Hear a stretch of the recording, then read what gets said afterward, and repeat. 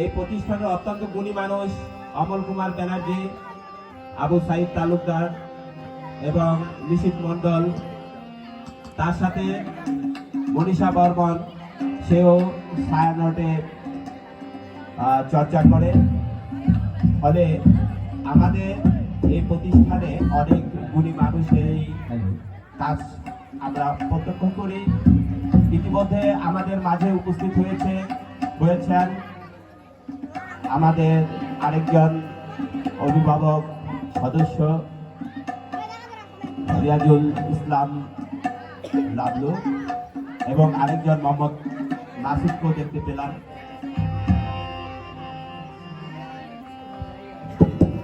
আরেকটি কোরআন সঙ্গীত।